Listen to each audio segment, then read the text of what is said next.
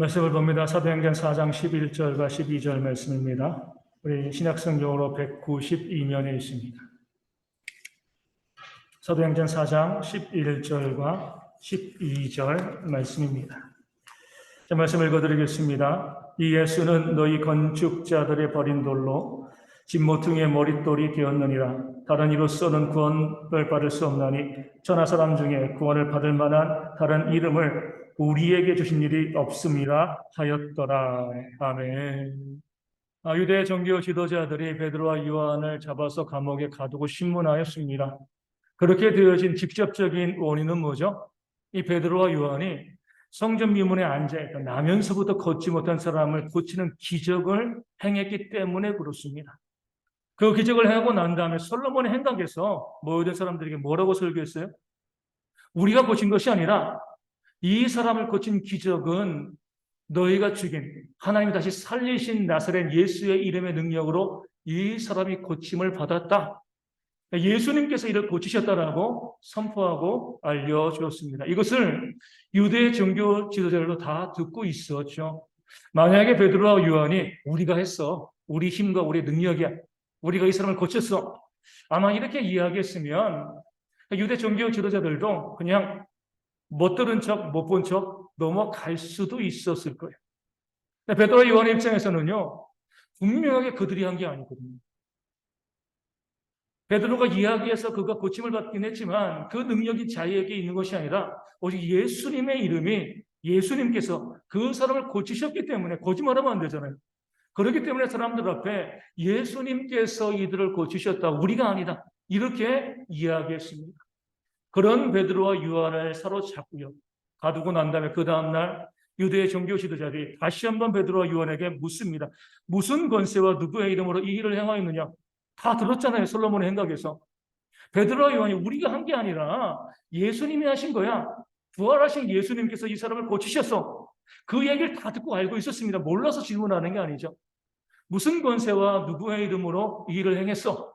위협하는 겁니다. 너희가 그 진술을 번복하라는 거죠. 너희의 생명이 우리 손에 달려있으니까 살고 싶으면 너희가 솔로몬의 행각에서 했던 그 말을 부정해라. 예수를 부정하고 복음을 배반하고 그 일이 예수가 한 일이 아니다. 예수가 다시 살지 못하였다. 이렇게 이야기해라. 위협하기 위해 가지고 잡아놓고 신문하고 있는 겁니다. 그런데 그들의 예상과는 달리 베드로가 뭐라고 이야기해요? 너희가 십자가에서 죽인 그 예수를 하나님께서 다시 살리셨고 이 예수 그리스도의 이름이 이 사람의 질병을 고치게 하였다. 예수님이 이를 건강하게 만들었다. 예수님께서 하신 일이다. 담대하게 예수님의 이름을 증거했습니다. 그리고 나서 오늘 말씀이 이어지는 거죠. 그들에게 베드로가 아주 치명적인 말씀을 증거합니다. 시편 118편 22절이죠. 너희 건축자들의 버린 돌로서 집 모퉁이에 머릿돌이 되셨다. 누가요? 예수님께서. 시편 118편 22절의 말씀이 지금 너희에게 이루어진 것을 너희가 알지 못하느냐? 책망하는 겁니다. 건축자들의 버린 돌. 그러니까 집을 짓는 사람들이요. 이 돌 쓸모없어라고 버렸습니다. 그런데 나중에 그 돌이 뭐가 된 거예요? 집 모퉁이의 머릿돌이 되었습니다. 이 모퉁이의 머릿돌은요. 이 벽과 벽을 이어가는 그 중간에 기초가 되는 돌입니다. 그 돌이 없으면 어때요? 집이 세워질 수가 없는 거예요. 그 건축자들이 너무나 어리석어가지고 쓸모없는 돌이야. 쓰레기야. 버리자. 했던 그 돌이 나중에 보니까 어때요? 그 집을 짓는 데 있어서 가장 중요한 모퉁이의 머릿돌이 되었다. 그런데 그 돌이 누구라고요? 이 예수님. 너희가 예수님을 버릴 돌로 생각하고 쓰레기로 생각하고 십자가에 못 박아 죽였는데 하나님께서 그 예수를 다시 살리사 집 모퉁이의 머릿돌, 이 집과 교회를 세우는 가장 중요한 돌로 삼으셨다. 너희 어리석은 자들아. 이렇게 책망하고 있는 겁니다. 그 이야기가 사실인지 모르겠지만 우리 예전에 보면 그런 이야기들 많이 했잖아요. 이 유럽에 있는 이 200~300년 전에 이 무역하는 사람들이 아프리카에 가니까 그 아프리카에서 어린아이들이 이 공깃돌 갖고 놀고 있는데 그 돌이 무엇이었다고요? 이 다이아몬드였다는 거죠. 제가 직접 들은 게 아니고 본 게 아니기 때문에 모르지만 그렇게 아이들이 다이아몬드를 가지고 돌장난하고 있는데 이 사람들이 보니까 너무나 놀라워가지고 음식도 주고 뭐도 주고 해가지고 그 다이아몬드랑 이 바꿔서 가지고 와서 비싸게 팔아먹었다는 거예요. 그 아무리 다이아몬드를 할지라도 아이들이 가치를 모르면요, 그 돌입니다. 그냥 버릴 수 있는 돌이에요. 요즘도 보면 어떤 사람들이 집 창고에서 그림 있는 걸 버려야지, 뭐 싸게 팔고요. 도자기 있는 거 버려야지 싸게 팔고, 나중에 보니까 수십억의 그런 골동품이었다. 이런 것이 이제 이런 일들이 지금도 있잖아요. 아무리 보석이라 해도 그 가치를 알지 못하면 쓰레기에 불과한 겁니다. 지금 유대 종교 지도자들이 그랬어요. 모퉁이 머릿돌인데 예수님께서 그 사실을 알지 못하고요. 그 예수님을 버릴 돌로 쓰레기로 생각하고 예수를 버리고 십자가에 못 박아 죽였습니다. 그리고 다 끝났다라고 생각했죠. 그러니까 죽으면 끝나는 거잖아요. 그렇죠? 아무리 하늘을 나는 새를 떨어뜨릴 권력을 가진 자라 할지라도 죽으면 끝입니다. 돈으로 돈이 쌓여가지고 변기를 황금으로 만들라고 쓰는 그런 이 재벌이라 할지라도 죽으면 끝이에요. 그렇죠? 모든 것이 다 끝나버리는 겁니다. 유대 종교 지도자들께 생각했습니다. 예수는 쓸모없는 자야. 버릴 돌이야. 우리가 십자가에 못 박아 죽였어. 다 끝났어. 이렇게 생각을 한 거죠. 그런데 하나님께서 그 예수님을 부활시키셨습니다. 그리고 나서 예수님이 부활했다는 증거로 무엇을 보여주신 거예요? 오순절 성령의 역사를 보여주신 겁니다. 그래도 믿지 않으니까 성전 미문에 있던 나면서부터 걷지 못한 이 사람을 걷게 하는 놀라운 기적을 통해서 예수님께서 부활하셨다는 그 사실, 예수님께서 버릴 돌이 아니라 모퉁이의 머릿돌이라는 그 사실을 사람들에게 보여주고 알려주신 거죠. 나 살아있다는 거예요. 나 부활했어. 내가 버릴 돌이 아니라 모퉁이의 머릿돌, 가장 중요한 건축 자재이다. 이 사실을 주님께서 이 기적을 통해서 선포하고 알려주신 겁니다. 베드로는요, 시편 118편의 말씀을 통해서 너희가 그 말씀에 기록된 대로 너희가 건축자로서 이 중요한 예수님을 알지 못하고 십자가에 못 박아 죽이는 그 죄를 범한 자가 아니냐, 이렇게 그들에게 선포하고 난 다음에 오늘 말씀 우리 12절을 통해서 왜 예수님께서 이 모퉁이의 머릿돌이신가, 그 모퉁이의 머릿돌이 어떤 가치가 있는가, 그 사실을 이야기하죠. 그 가치가 뭐예요? 오늘 말씀하신 것처럼 다른 이로서는 구원받을 수 없다. 천하 사람 중에 구원을 받을 만한 다른 이름을 우리에게 주신 일이 없다라고 선포합니다. 왜 예수님께서 모퉁이의 머릿돌인가? 구원자이시기 때문에 그렇습니다. 천하 다른 사람 중에서 구원받을 만한 다른 이름이 없습니다. 오직 예수님을 믿어야지만 구원받을 수 있다. 그 구원자이신 예수님, 그 가치를 너희가 알지 못하고 버렸는데 하나님께서 이 예수를 모퉁이의 머릿돌로 우리 모두의 구원자로 삼으신 것이 아니냐, 너희 어리석은 자들아, 책망하고 있는 겁니다. 우리 예수님만이 구원자라는 사실을요, 베드로는 담대하게 선포하고 있습니다. 구원자가 되셨다는 것은 이 두 가지 의미가 있죠. 하나는 뭐예요? 우리 영혼의 구원이죠. 믿고 천당 가는 것, 천국 가는 것, 우리 영생을 얻는 구원이 있습니다. 다른 이름으로서는 구원받을 수 없죠. 다른 곳에 구원의 이름이 없습니다. 오직 예수님을 믿을 때만 구원받을 수가 있습니다. 두 번째 구원의 어떤 의미가 있어요? 삶의 문제와 어려움과 아픔에서부터 우리를 구원해 주시는 그런 실제적인 구원의 모습이 우리 가운데 예수님께만 있다는 겁니다. 이 모든 말씀과 사건이 시작된 게 뭐예요? 성전 미문에 앉아있던 그 병자를 고친 그 육신의 문제, 그 삶의 문제를 고치시고 구원한 그 역사로부터 이 구원자 예수님의 이름이 나오고 있는 겁니다. 그렇기 때문에 우리 영혼의 구원받는 건 정말 중요합니다. 가장 중요하죠. 하지만 우리의 삶의 고통과 문제, 어려움으로부터 우리가 구원받는 것도 성경은요, 무시하지 않습니다. 중요한 문제죠. 무엇이라고 말씀하는 거예요?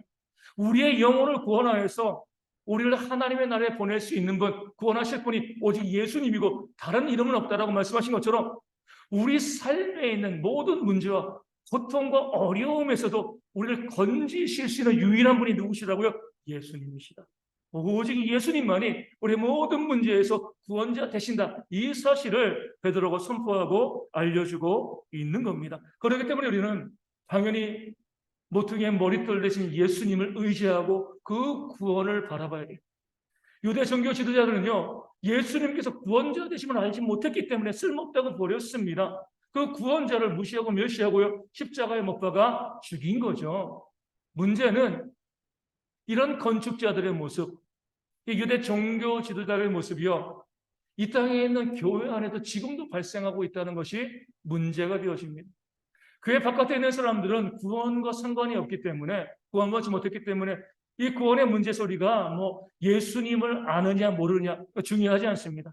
근데 마땅히 교회 안에 있는 우리는 예수님만이 구원자 되신다.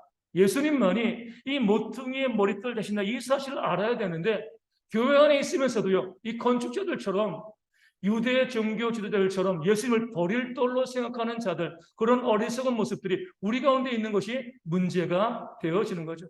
먼저 영생에 대해서 바라볼 때 교회 안에 있으면서도요. 예수님에게만 구원의 길, 영생의 길이 있다. 이 사실을 인정하지 않는 사람들이 교회 가운데 있습니다. 그러니까 어디로 가는 거예요? 이단으로 가는 거죠. 저나 다른 사람 중에서 구원받을 만한 다른 이름이 없습니다. 오직 예수님을 믿어야지만 구원받죠. 왜 이단으로 가요? 왜 이단 교주에게 갑니까? 성경에 분명하게 예수님만이 구원의 이름이다. 예수님을 믿어야지만 구원받을 수 있다. 이 사실을 증거하고 있는데 여전히 이단 교주에게 다가가서 거기에 구원이 있는 것처럼 또 그들이 우리를 믿어야지만, 이 교주를 믿어야지만 구원받을 수 있다라고 이야기하는데 거기에 현혹되면요 말씀을 부정하는 거죠. 오직 예수님만이 우리를 구원하시는 그런 구원자가 되십니다. 교회 가운데 보면 종교다원주의자들도 있습니다. 예수님께서 구원자 되신다 인정을 해요. 또 뭘 인정해요? 불교가도 구원받고 이슬람가도 구원받고 모든 종교엔 다 구원이 있어. 뭐 교회는 예수님 잘 믿으면 구원받고 석가 잘 믿으면, 마음에 잘 믿으면 다른 교회도 다 구원이 있어. 이렇게 이야기하는 사람들이 있습니다. 종교다원론자들. 그런데 말씀은요, 오늘 말씀 우리한테 무엇을 친 거예요? 다른 이름이 없다고 그랬습니다. 오직 예수님만이 구원의 길이다라고 말씀하고 있는데 교회 다니면서도 타 종교의 구원을 이야기하고 그들과 손잡는 것을 너무나 자연스럽게 이야기하고 있는 그런 사람들이 있습니다. 우리 이제 방송도 보고 우리 광고도 보면 우리 스님들이랑 우리 신부 스님들 너무나 친밀합니다. 광고도 같이 나오고요. 또 이제 방송에 보면 같이 서로 앙대하는 애들이 정말 많이 있어요. 그런 것을 보면서 어때요?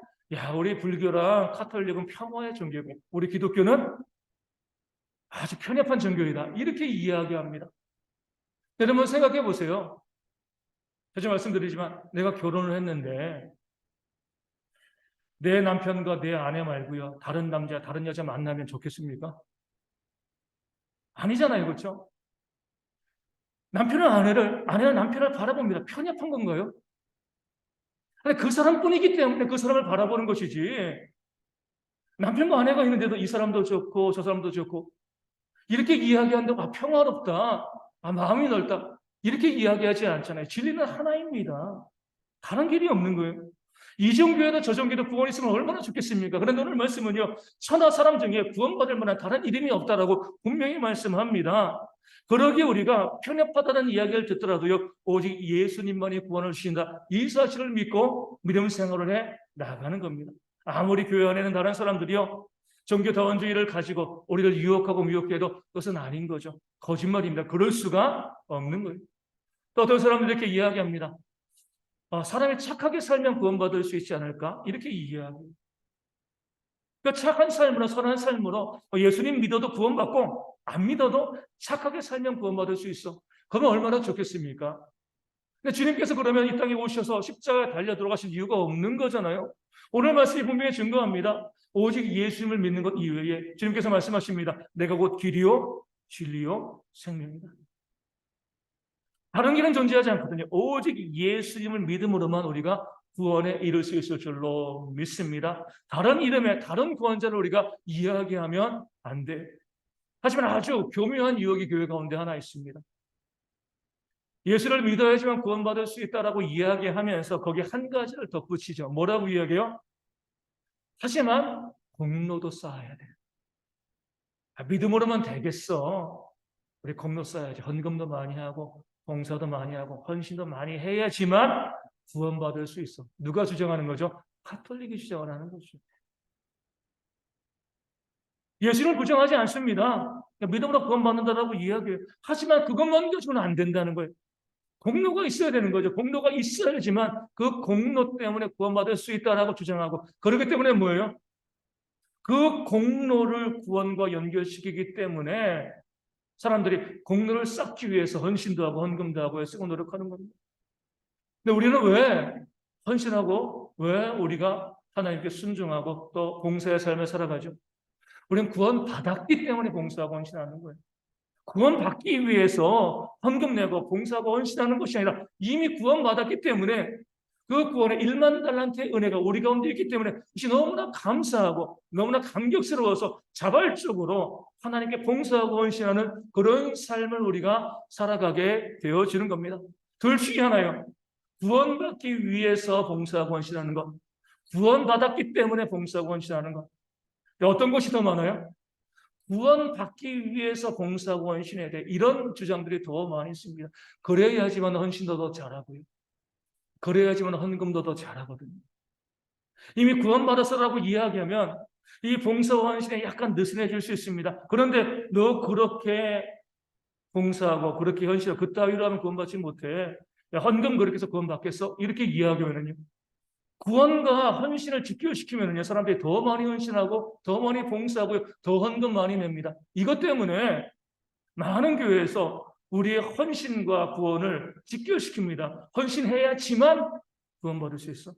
예수를 믿는 것으로만은 부족해. 이렇게 이야기하고 있는 잘못된 복음, 그 건축자들의 모습이 이 땅의 교회들 가운데 참 많이 있습니다. 그럼에도 그들은 뭐라고 주장하죠? 우리도 예수님을 믿는 것으로만 구원을 이야기하고 있어. 하지만 실제로는요, 봉사하고 헌신을 강요하는 거죠. 그 교회가 정말 참된 교회로서 오직 구원받은 자로서 이미 구원받았기 때문에 헌신하는가? 아니면 거짓된 교회로서 구원을 얻기 위해서 헌신과 봉사를 강요하는가? 이것을 나눌 수 있는, 알아볼 수 있는 중요한 기준점이 바로 이름이에요, 이름. 모든 헌신과 모든 헌금과 모든 봉사에 이름을 드러내기 시작하는 순간 공로주의가 되어질 수밖에 없습니다. 철저히 내 이름을 감추고요. 내가 헌금하는 것도 그러고 내가 봉사하기 위해 헌물하는 것도 그러고 철저히 내 이름을 감추고 내가 구원의 은혜를 가지고 자발적으로 저 앞에 나올 때 참된 교회요. 오직 예수님께서 구원자이심을 고백하는 모퉁이의 머릿돌 되심을 고백하는 그런 교회가 되어지는 겁니다. 아무래도 이름을 적으면요. 이름을 드러내면 구원의 은혜와 감격보다는요. 나를 드러내기 위해서 나를 자랑하기 위해서 할 수밖에 없습니다. 이것이 사람들의 연약한 모습이 되어지는 거죠. 그렇기 때문에 우리가 철저하게 내 이름을 감추고요. 내 이름을 드러내지 않고 오직 하나님의 이름만을 드러내는 그런 교회로서 설 때 오직 예수님만이 구원자 되십니다. 이 사실을 고백하는 그런 교회가 되어질 줄로 믿습니다. 우리 대형교회가 주님 오실 그날까지 우리가 존재하면서 끝까지 우리가 포기하지 않고 지켜가야 될 것이 그 이름을 지우는 거예요. 헌금할 때 봉투에 이름 적지 마시고요. 헌신할 때도 어떻게 하시라고요? 무명으로 택배를 위해 내가 들고 오지 마시고 택배로 보내시는 거예요. 내 이름을 철저히 감추는 것. 그럴 때 하나님께서 나에게 주시는 은혜의 복이 더욱더 풍만이 넘치게 되어지고요. 참된 신앙으로 오직 예수님께서 구원자라는 그 사실을 고백하게 되어지는 줄로 믿습니다. 두 번째, 우리가 삶의 문제로부터 우리 구원에서요 잘못된 그런 신앙의 모습을 보이고 있는 그런 사람들이 참으로 많이 있습니다. 우리 삶에서 얼마나 많은 어려움과 문제 아픔들이 있습니까? 교회 다니지 않는 사람도 그러고요. 우리 교회 다니는 우리도 마찬가지로 정말 고통이 없는 사람들이 없죠. 어떻게 보면 교회 다니는 사람들에게 더 많은 고통과 어려움들이 있습니다. 어떤 사람들은요, 정말 사랑하는 사람들의 부재로 인해서 고통하고 힘들어하고 있습니다. 그 사랑하는 사람이 질병과 사고로 죽기도 하고요. 또 곁을 떠나기도 하고요. 또 어떤 사람들은 배신당해서 배신의 아픔 때문에 힘들어하는 그런 사람들도 있습니다. 또 경제적인 문제로 어려운 분들이 있죠. 그 사업이 잘 안 돼서 실패해서 넘어져서 힘들어하고요. 또 직장 생활하고 있는데 그 직장이 금방 망할 것 같아가지고 또 내가 쫓겨날 것 같아가지고 그런 두려움 가운데 힘들어하는 그런 성도들도 참 많이 있습니다. 여러 가지 많은 측면에서 우리 경제적인 어려움과 문제가 우리 가운데 많이 다가오고 있는 거죠. 또 사람들과의 관계로 인하여서 고통당하고 있는 사람들도 있습니다. 또 무엇보다도 우리 가운데 가장 큰 고통은요, 육체의 질병이죠. 정신의 질병입니다. 우리 가운데 아프지 않은 사람들이 어디 있습니까? 다 아프고요. 다 질병 가운데 고통당하고 어려워하고 힘들어하고 있습니다. 이것이 우리의 삶이에요. 믿지 않은 세상에서도요, 삶은 고통이다라고 이야기합니다. 이 살아가는 모든 삶에는요, 고통이 있을 수밖에 없는 거죠. 험한 세상을 우리가 살아가고 있는 겁니다. 그러면서 우리는 무엇을 바라봐요? 구원을 바라보는 거죠. 이 고통과 문제와 어려움 가운데 벗어나서 회복되어지는 그 땅, 하나님의 은혜와 하나님의 복이 충만한 그 땅, 구원받는 그 땅에 대한 소망을 가지고 살아갑니다. 고통의 땅과 회복의 땅의 두 땅이 있어요. 이 고통의 땅을 살아가면서 회복의 땅을 소망하며 살아가죠. 문제는 뭐냐면 이 고통의 땅과 이 험한 세상과 그 회복과 구원의 땅 사이에 우리가 극복할 수 없는 그런 한계라는, 인간의 한계라는 그런 소용돌이가 치는 강이 있다는 거예요. 내가 소망한다고 바로 구원받고 회복되어지면 좋은데 그 중간에 인간의 한계라는 소용돌이 치는 그런 강이 있습니다. 그런데 어떤 사람들은요, 우리 건축자들처럼 유대 종교지들처럼 그 고통의 문제를 해결하기 위해서 뭐 하는 거죠? 그 강에 뛰어듭니다.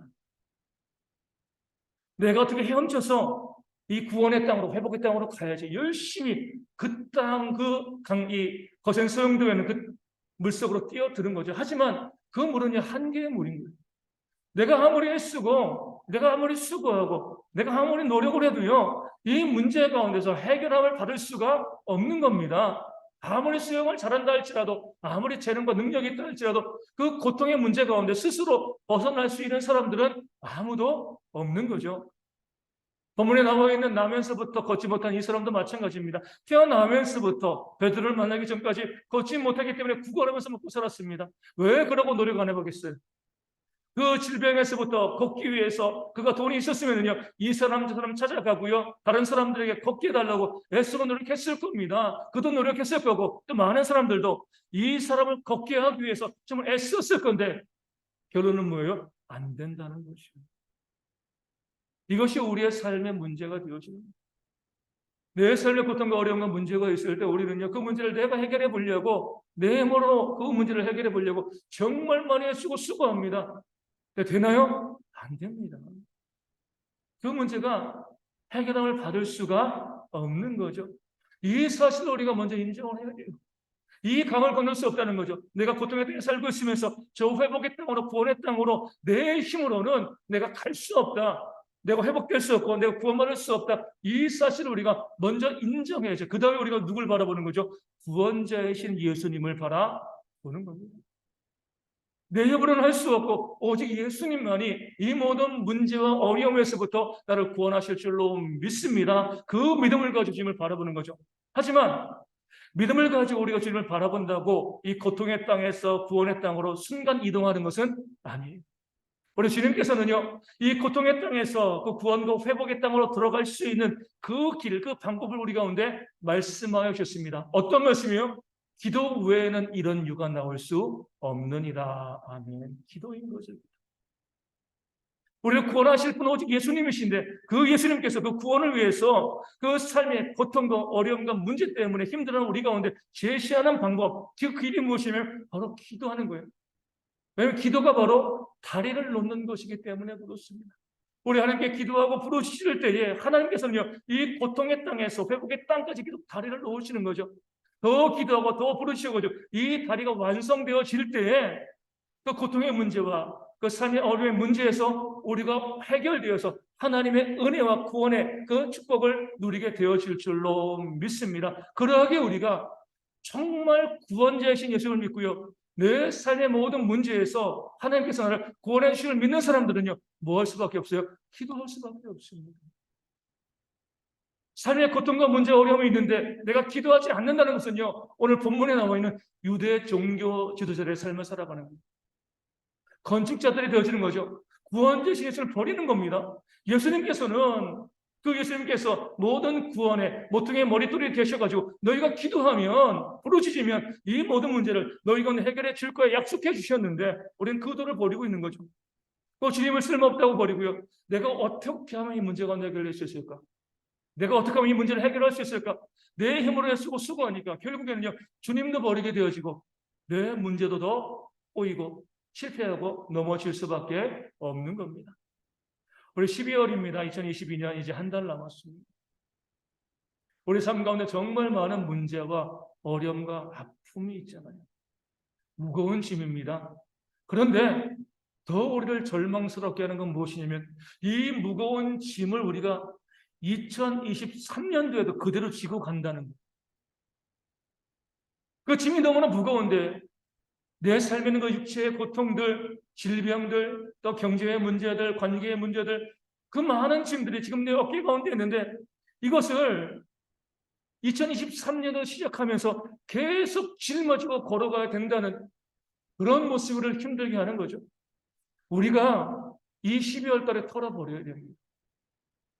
내 삶에 있는 문제와 고통과 어려움을요, 이달에 다 내려놓고 다 해결을 받고요. 다 구원을 받고요. 2023년도에는 가벼운 발걸음으로 시작을 해야 돼요. 왜요? 그래야지만 2023년도에 우리가 져야 될 끝임이 또 있거든요. 가벼운 발걸음으로 시작한다고 2023년 짐이 없고 고통이 없는 거 아닙니다.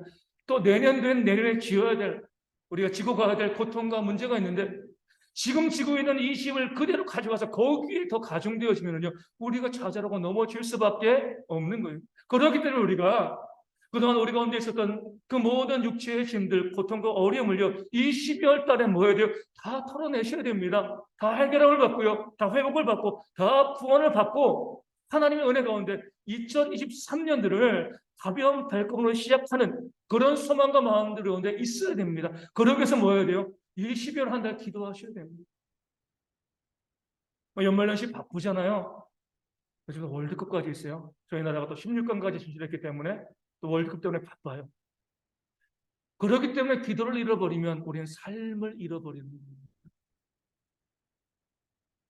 아무리 바쁘고 힘들고 어려운 일이 우리 가운데 있다 할지라도 이 11월 한 달간 우리 성도들이 정말 목숨 걸고 집중해야 될 것이 바로 기도입니다. 새벽 기도도 그러고요. 가정에서 기도도 그러고 하나님께 하나님 지금 내 삶에 이런 문제와 어려움이 있습니다. 이 모든 문제와 어려움에 대한 구원자는 오직 예수님인 줄로 믿습니다. 주님께 기도하고 부르짖으니까 이 다리를 놓아주시고 이 고통의 땅에서 회복의 땅으로 넘어갈 수 있도록 하나님 역사해달라고 기도하고 부르짖는 그런 간절하며 우리 모든 성도 가운데 있어야 할 줄로 믿습니다. 기도하지 않고요, 부르짖지 아니하고 문제 어려움이 있음에도 불구하고 그냥 이것인 것처럼 대충 살다 넘어가게 되어지면 결국 우리는요, 그 짐들이 계속 쌓여서 그 짐의 무게를 이기지 못하고 다 무너질 수밖에 없습니다. 내가 살 길은요, 내가 구원받을 길은 오직 기도밖에 없습니다. 우리 모든 성도들이 정말 말로만 아멘 아멘 하지 마시고요, 정말 시간을 정해놓고 내가 살 길, 내가 구원받을 수 있는 유일한 길이 기도밖에 없다는 그 사실을 기억하시고요, 정말 우리가 목숨 걸고 이 한 달을 기도로 한번 우리가 도전해 보시면 하나님께서 우리 가운데 부어주시는 놀라운 역사를, 남에서부터 걷지 못한 이자가 구원받는 것 같은 놀라운 역사를 우리 모든 성도가 이 한 달 동안에 분명히 경험하게 되어질 줄로 믿습니다. 그 마음 가지시면서 저도 기도에 힘쓰는 당의 모든 성도 되어지기를 주님의 이름으로 축원을 드립니다. 말씀을 기억하며 함께 찬양하고 또 기도하도록 하겠습니다. 391장 함께 찬송하겠습니다.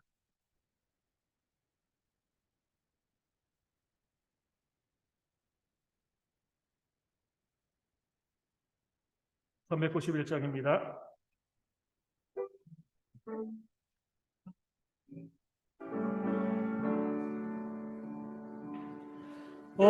놀라운 구세주 예수 내 주 참 능력의 주